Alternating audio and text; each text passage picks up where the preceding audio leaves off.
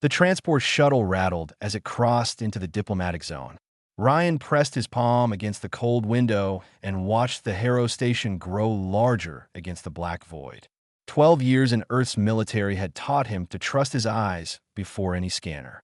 Now he served as security on the Meridian, a council ship carrying representatives from species he still struggled to pronounce. Around him, the other security officers checked their equipment with practiced efficiency. Talus, a crystalline being from Sector 9, hummed as energy patterns danced across his transparent body. Beside him, Oren from the water worlds adjusted filters on her breathing apparatus. They were professionals, veterans of 100 diplomatic missions. Ryan was the newcomer, the primitive addition Earth's admission to the galactic community had required. Weapons to standby mode, Commander Talus announced, his voice like wind chimes. Standard diplomatic protocol. Ryan's hand moved to his sidearm, but hesitated. Through the viewport, the Harrow station rotated slowly.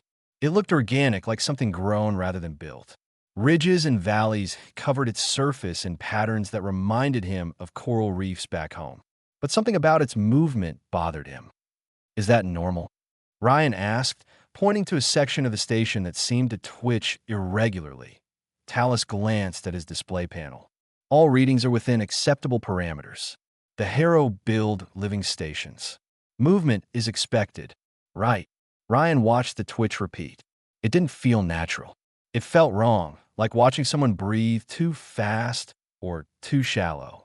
He'd seen that kind of movement before, in wounded animals trying to hide their pain.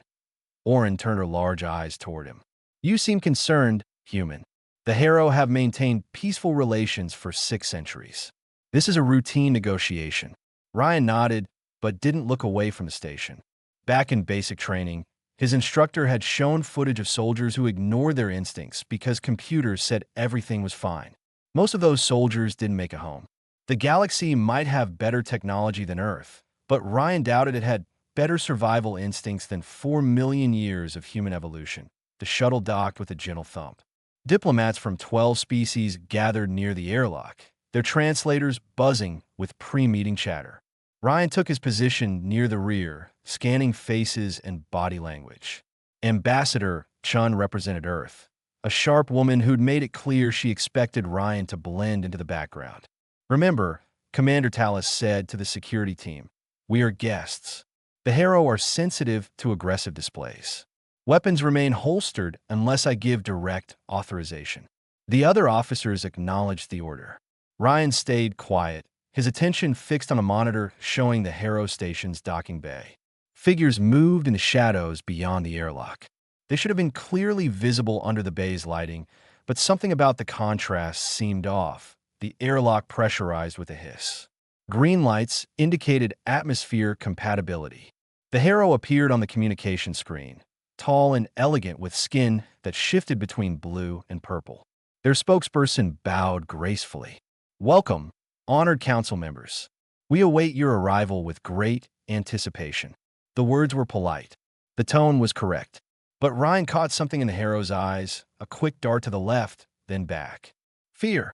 He'd seen that look in the eyes of informants working under duress, people saying one thing while their bodies screamed another. Did you see that? Ryan whispered to Oren. See what? The way the speaker looked. Like they're being watched. Oren checked her scanner. I detect only Harrow life signs. Your concern is noted, but appears unfounded. The airlock door began to open. Ryan's pulse quickened. Every instinct he possessed told him something was wrong. The station's irregular movements. The shadows that were too dark. The fear in the Harrow spokesperson's eyes. Pieces of a puzzle he couldn't quite assemble. Commander, Ryan said, voice low. Request permission to keep my weapon active. Talus's crystalline form flashed red, a sign of irritation. Denied. You will follow protocol, Officer Ryan. Your species may be new to diplomatic procedure, but you will learn. The door opened fully. 5 Harrows stood in the docking bay, arms spread in greeting. They wore ceremonial robes that flowed like water. Behind them, the bay stretched into darkness despite what should have been adequate lighting. Ryan's eyes struggled to focus on that darkness. It seemed to move, to breathe. Ambassador Chun stepped forward with her delegation. Ryan moved with them, hand resting on his holstered weapon. The Harrow smiled and beckoned them closer. Their movements were graceful but stiff, like dancers who'd forgotten they were performing. Point one of the Harrow, a female with elaborate markings on her face, made eye contact with Ryan. Her smile never wavered, but her pupils dilated. Her breathing quickened. She was terrified, and she was trying to tell him something. That Ryan's training kicked in. He'd done hostage extractions in Yemen and corporate rescues in Jakarta. He knew what fear looked like when someone couldn't speak it aloud. The Harrow weren't greeting them. They were warning them. His hand closed around his weapon's grip. "Officer Ryan," Talus warned. "Stand down." But Ryan wasn't looking at Talus. He was looking at the darkness behind the Harrow delegation, the shadows that moved wrong, the empty space that somehow felt full. His scanner showed nothing, but his eyes caught a shimmer, like heat waves rising from summer asphalt. Something was there, something hungry, and the Harrow knew it. Ryan's grandfather had been a hunter in Montana. He'd taught Ryan to read tracks in snow, to understand how animals moved when they were healthy versus when they were sick or scared. One lesson stuck with him more than others.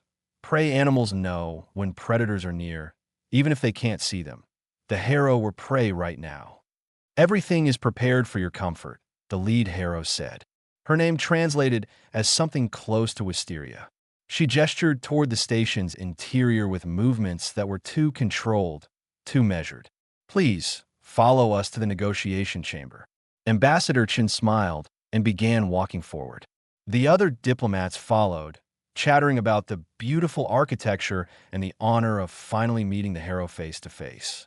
Ryan counted steps, measured distances, watched angles.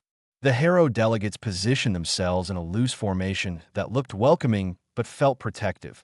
They were creating a barrier with their own bodies. Commander Talus walked beside Ryan, his crystalline structure refracting the bay's dim lights. "Your heart rate is elevated, human. Medical concern, or simply your species' usual anxiety?" "Something's wrong here," Ryan said quietly. "Look at how they're standing. Military formations disguised as greeting parties. You see threats where there are none. A common failing in young species. You will learn to trust diplomatic protocols and verified sensor data." Ryan wanted to argue, but bit his tongue. He'd been dismissed enough times today. Instead, he focused on what his eyes told him. The Harrow Station's walls pulsed with bioluminescence, creating patterns that should have been beautiful. But the rhythm was off, stuttering in places like a heartbeat under stress. Wisteria led them down a corridor that curved gently upward. Oren commented on the unique architecture. Talus scanned for security threats and found none. The diplomats discussed trade agreements and cultural exchanges. Ryan watched the walls breathe wrong. "How long have you maintained this station?" Ambassador Chen asked. "3 generations," Wisteria replied. "It grows with us, adapts to our needs.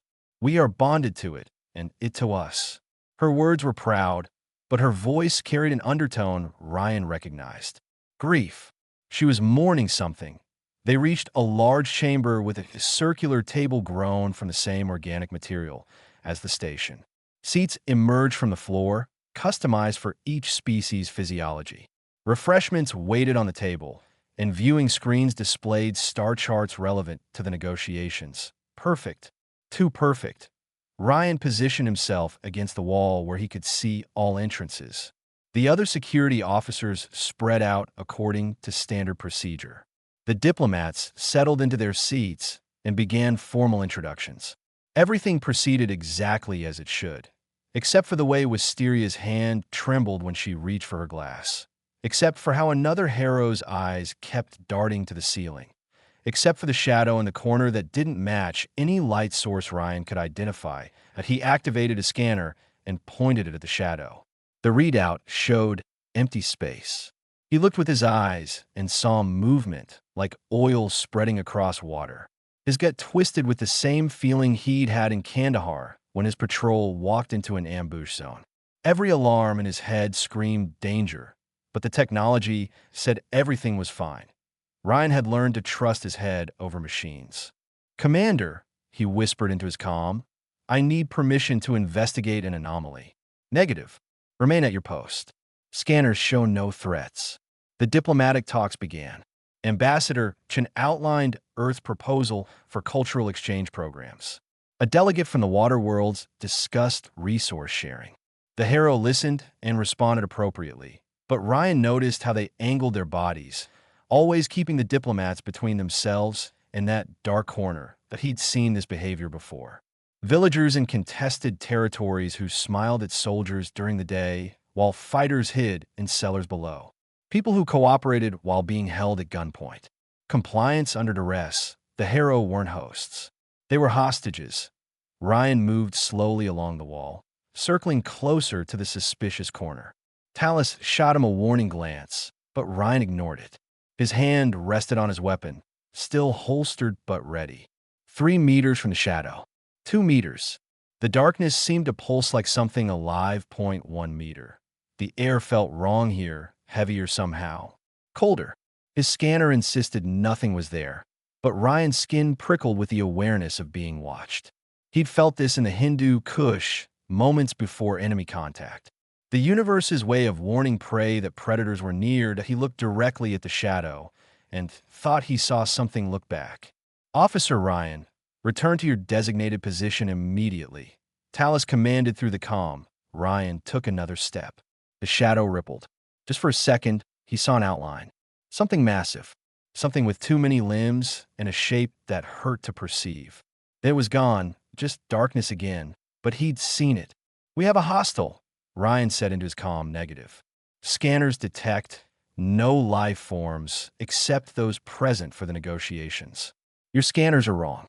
The diplomats paused their discussion. Ambassador Chun looked at Ryan with an expression that promised a serious conversation later about appropriate behavior. Wisteria's face went pale, her skin shifting to a sickly gray color. She knew what Ryan had seen.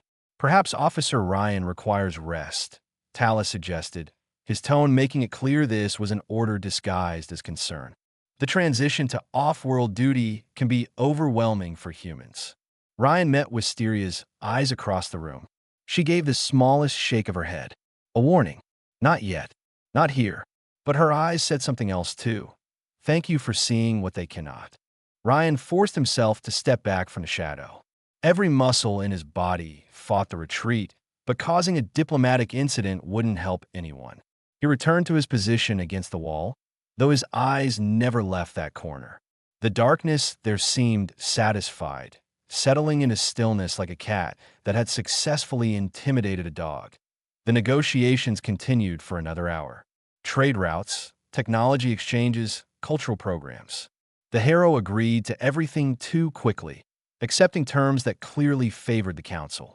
Ambassador Chen looked pleased. The other diplomats congratulated themselves on a successful first meeting. Ryan watched Wisteria and her people growing paler as the minutes passed. Finally, Talus called for a recess. The diplomats would return to the Meridian for the evening and resume talks tomorrow. Standard procedure. Give both sides time to review proposals and prepare counteroffers. Everyone stood and exchanged polite farewells as they filed toward the exit. Ryan maneuvered closer to Wisteria. She stiffened when he approached, but didn't move away. How long have they been here? He whispered. Her eyes widened. For a moment, he thought she might deny everything. Then her shoulders sagged with something like relief. 19 days, she breathed. We tried to warn the council. They killed our communications engineer. Made it look like an accident. How many? We don't know. They hide. Our sensors can't detect them. They're supposed to be extinct. What are they? Renders. Parasites from the old wars. They feed on neural tissue. They've been using us as bait. Ryan's blood went cold. For the council members. Wisteria nodded. The moment you're all inside, they'll seal the station. Everyone dies. Everyone becomes food. Officer Ryan, Talus called. We are departing. Ryan looked at the diplomats heading toward the airlock. 12 species, dozens of representatives. Walking into a trap his scanner couldn't see. I'm telling the commander, Ryan said. He won't believe you. They fooled every sensor sweep. You said it yourself. They told you nothing was wrong. She was right. Ryan could already hear Talus's response. Scanner data over human paranoia. Evidence over instinct. By the time anyone believed him, it would be too late. The diplomats reached the airlock. Ambassador Chen thanked Wisteria for her hospitality. The Harrow delegation bowed gracefully, their fear hidden behind practiced courtesy. The first diplomats stepped through the airlock back onto the shuttle. Ryan made his decision that he drew his weapon. Everyone stop. His voice cut through the polite chatter like a gunshot. Get back from the airlock. Now. Chaos erupted instantly. Diplomats froze. Talus spun toward Ryan, his crystalline body flashing red with anger. Orin raised her own weapon, pointing it at Ryan rather than any threat. Stand down immediately, Talus commanded. This is a direct order.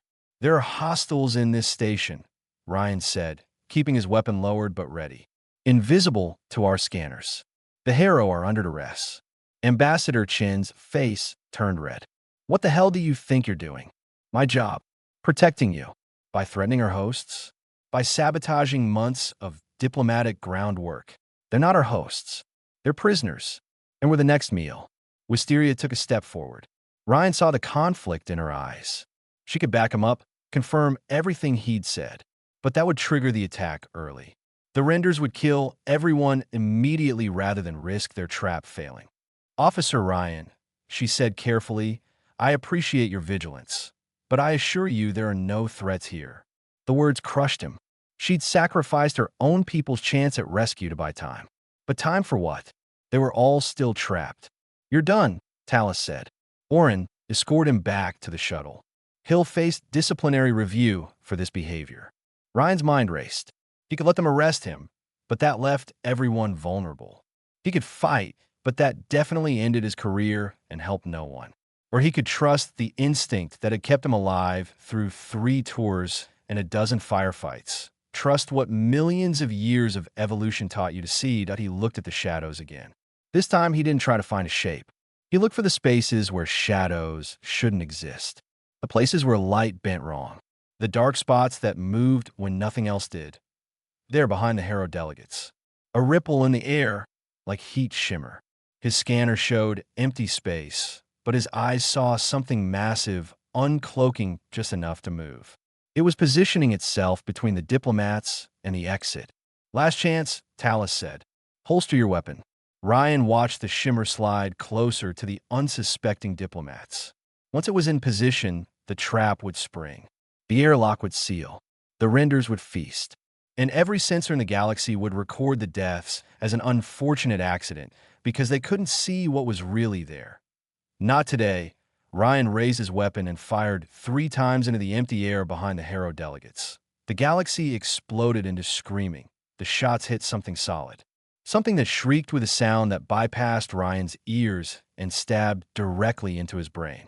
The shimmer became solid, became real, became a nightmare of chitin and teeth and too many eyes. It was bigger than anything that should move that quietly. Its body dissolved the space it occupied, reality seeming to bend around it, a render. And it was dying. But behind it, the shadows stopped pretending to be empty. The Harrow delegates dropped to the floor without hesitation. They'd been waiting for this moment, hoping someone would finally see what their captors had hidden. More Renders decloaked throughout the chamber, their bodies materializing from nothing like ghosts becoming solid. 6, 10, 20. They filled the space with their impossible mass. Things that shouldn't exist, but did. Talus's crystalline body flash through a dozen colors Ryan had never seen before. Probably their equivalent of swearing. Defensive positions. The commander's voice cut through the screaming diplomats. All personnel, weapons hot. The security team responded with trained precision despite their shock. Orin's weapon hummed to life, firing energy bursts at the nearest Render. The shots passed through it like it wasn't there. The creature lunged forward and Orin barely rolled aside, her breathing apparatus cracking against the floor. Energy weapons are ineffective, Talus announced, firing his own weapon with the same results. Fall back to the shuttle.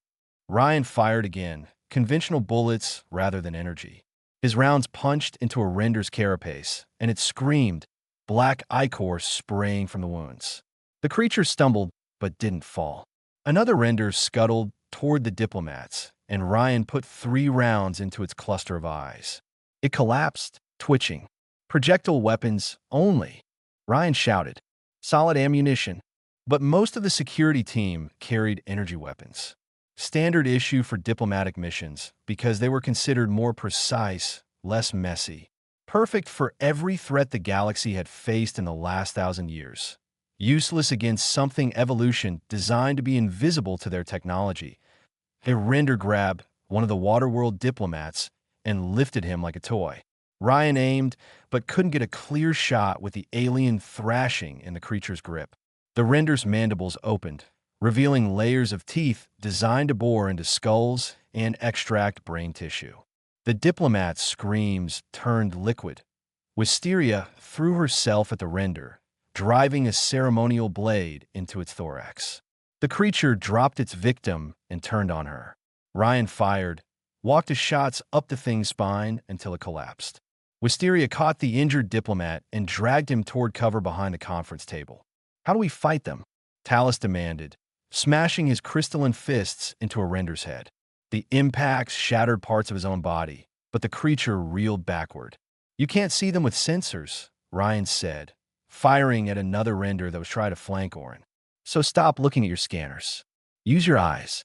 Look for where the air moves wrong, where shadows don't match the light. That's primitive nonsense. It's how humans hunted mammoths. Ryan ejected his empty magazine and slammed in a fresh one. We didn't have sensors. We had observation, pattern recognition. Trust what evolution gave you. A render dropped from the ceiling onto Ambassador Chun. Ryan spun and fired, but the angle was bad. His shots went wide. The creature's limbs wrapped around the ambassador and began squeezing.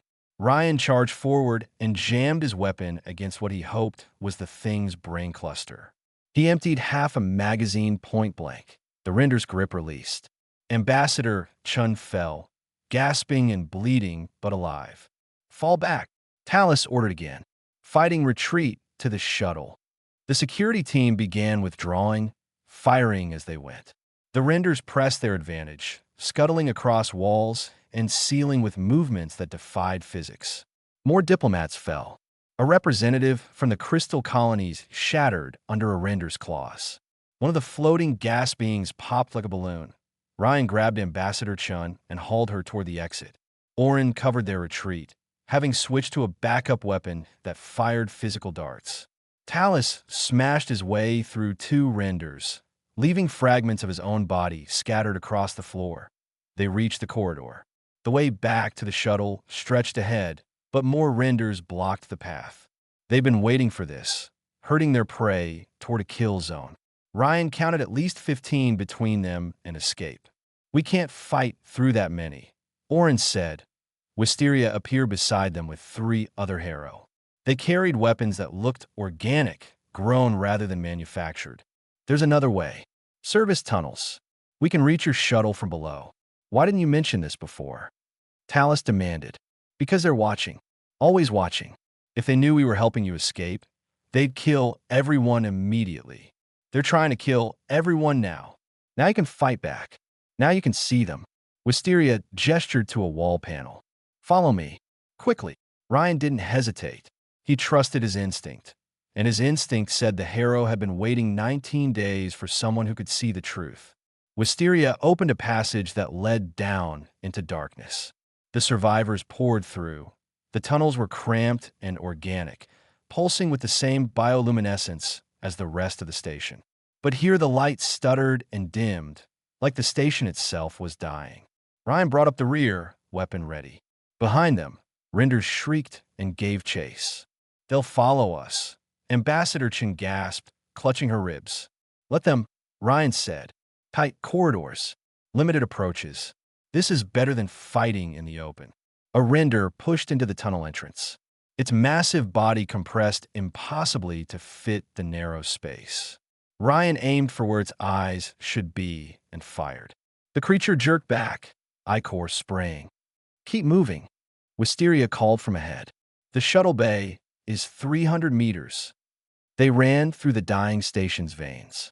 More renders entered the tunnels behind them. The creatures were faster, gaining ground with every second. Ryan fired backward without looking, trusting his sense of timing and distance. He heard screams that meant he was hitting targets. The tunnel opened into a service bay beneath the main docking area.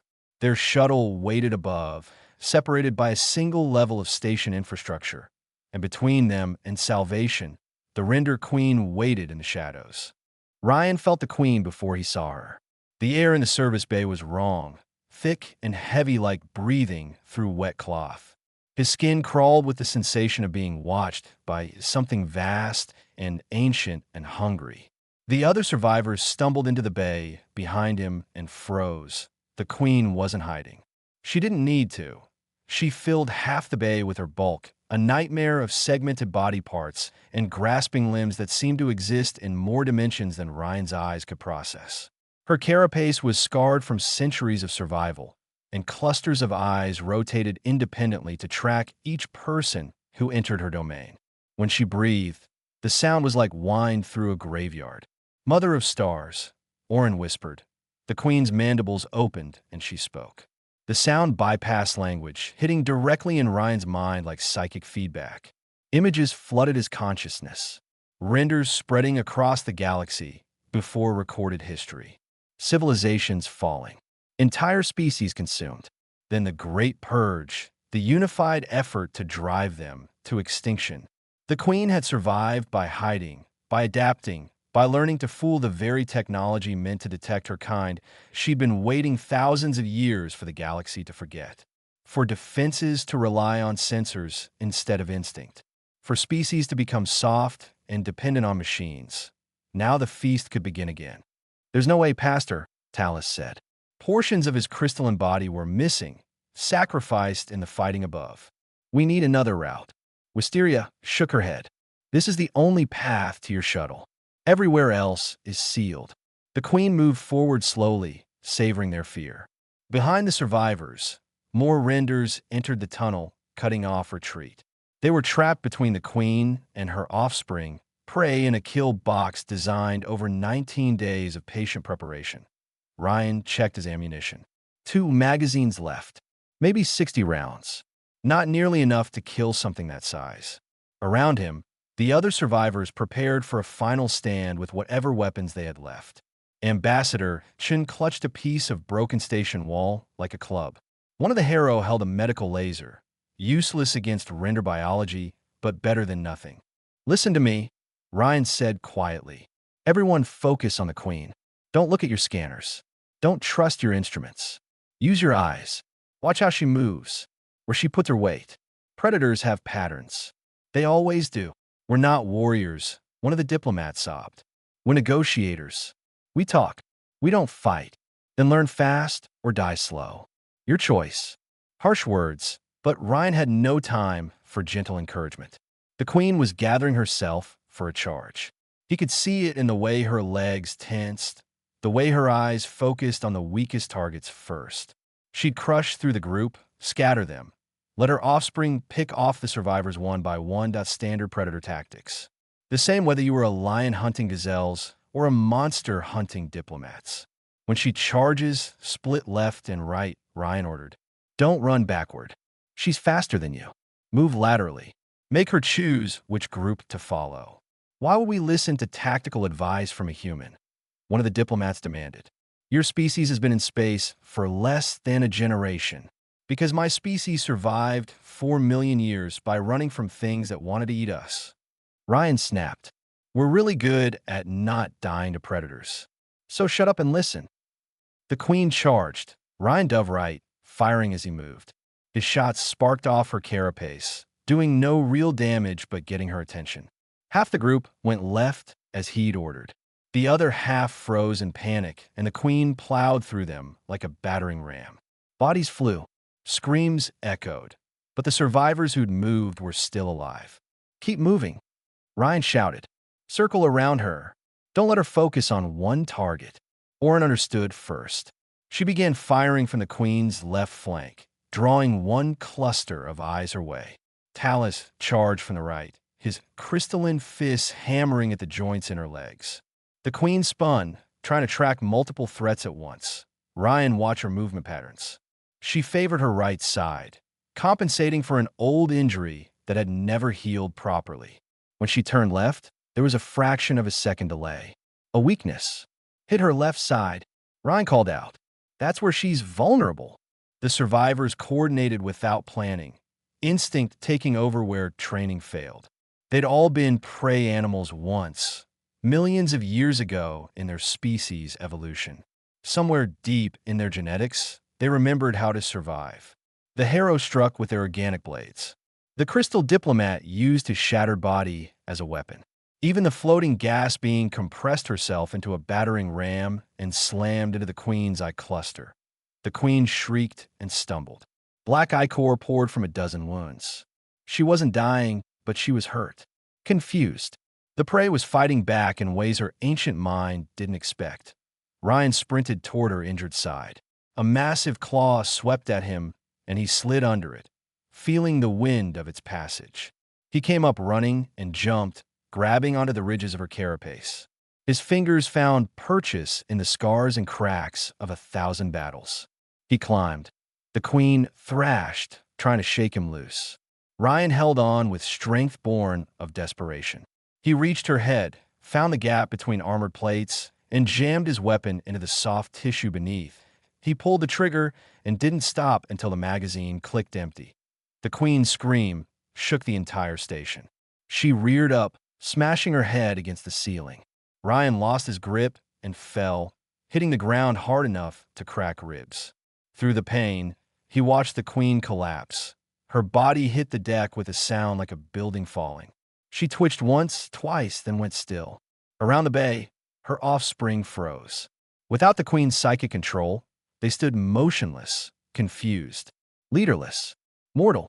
3 months later, Ryan stood in a training facility on the council's central station and watched his students struggle with an exercise he'd designed. 20 recruits from 15 species, all security personnel who'd survived too many close calls with threats their scanners missed. They were learning to hunt without technology. Stop looking at your displays, Ryan called out. The target is right in front of you.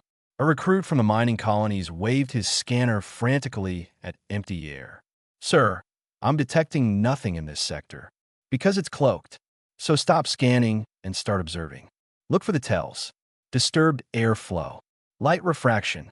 The feeling on your skin when something's watching you. The recruit looked doubtful, but lowered his scanner. He squinted at the space in front of him, really looked instead of relying on instruments. After a moment, his eyes widened. There. The dust particles are swirling around something. Good. Now track it. Don't lose visual contact. The cloaked training drone moved through the room. Ryan had commissioned them based on the render thread, objects that fooled sensors but remained visible to careful observation.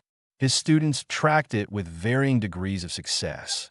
Learning to trust senses evolution had given them before technology made them lazy. Talus entered the training room, his crystalline body restored and reinforced after the Harrow Station incident. He watched the exercise with what Ryan had learned to recognize as approval in a species. Your methods are unconventional, Talus said, but effective. The Council has received reports of 12 other render nests discovered using observation-based protocols. All were eliminated before they could complete their traps. How many nests were missed before? Ryan asked. We're still finding them. Current estimates suggest renders infiltrated 47 stations and 17 colony worlds over the past decade. All deaths were attributed to technical failures or accidents. Ryan felt sick. Hundreds, maybe thousands dead because everyone trusted their scanners over their instincts. The renders had exploited the galaxy's dependence on technology, turning their greatest strength into their most critical vulnerability. The Council wants to expand your program, Talus continued. Every security team, every station, every colony will include personnel trained in organic threat assessment. Species with strong observational abilities will be fast-tracked for security positions, including humans, especially humans. Your species' evolutionary history prepared you for exactly this threat. For a million years of being hunted taught you to see what hunts you. Talus paused. I was wrong to dismiss your concerns on the Harrow Station. I apologize. Coming from Talus, that was significant. The commander had built a career on protocol and procedure. Admitting those systems had failed required reshaping his entire worldview. We both learned something, Ryan said. Technology is incredible, but it's a tool, not a replacement for awareness. Ambassador Chun arrived next, moving stiffly due to healing ribs, but otherwise recovered from her injuries. She'd spent the last 3 months testifying before various council committees about the render threat and the systematic blind spots in galactic security. The council just approved the organic threat doctrine, she announced. All sensor arrays will now include biological observation posts. No critical decision can rely solely on electronic verification. And they're establishing a new division to coordinate between technological and biological intelligence. Who's heading it? Ryan asked. Chun smiled. You are. Congratulations, Director Ryan. He blinked. I'm a field officer, not an administrator. You're the human who saw what an entire galaxy missed. That makes you qualified. She handed him a data tablet. Your division will include representatives from 60 species. You'll coordinate threat assessment, train personnel, and develop new protocols that combine technology with biological awareness. The Harrow have volunteered to share their experience surviving render occupation. Ryan looked at the tablet, scrolling through pages of organizational charts and budget allocations. A year ago, he'd been a security contractor hoping for a steady paycheck. Now, he was being handed responsibility for galactic security. What about field work? He asked. You'll still deploy when needed. But your real job is teaching others to see what you see. Chen's expression grew serious. The renders aren't the only threat that learn to hide from our sensors. There are probably dozens of species, ancient enemies, waiting for us to become complacent. You're going to help make sure that doesn't happen. Wisteria arrived with a delegation of Harrow. They'd recovered their station and were slowly healing from the trauma of their occupation. But they'd also become some of the strongest advocates for the new security protocols. We brought something for your training program, Wisteria said. She gestured, and her companions brought forward containers holding what looked like organic tissue samples. These are genetic markers from the Render Queen. Your scientists can use them to develop better detection methods. But more importantly, we've written a guide. Everything we learned about render behavior during our captivity. How they think, how they hunt, how they hide. Ryan accepted the gift with genuine gratitude. This will save lives. You saved ours. It's the least we can offer. Wisteria looked at the training recruits, still struggling to track the cloaked drone. You're teaching them well. The old ways and the new ways together. That became Ryan's motto as his division grew. Technology and biology working together. Neither superior to the other, both essential for survival. The galaxy had spent thousands of years believing advanced sensors made primitive awareness obsolete. The renders had proven otherwise. Now, across hundreds of worlds, security personnel learned to turn off their scanners and trust their eyes. They studied predator behavior and prey instincts. They practiced observation until it became second nature. And they remembered the lesson a human had taught them on a dying station 19 days into an occupation. Sometimes the oldest tools were the best ones. Sometimes survival meant trusting what evolution gave you over what technology promised. And sometimes seeing the truth wasn't about having the most advanced equipment. It was about paying attention to what was really there.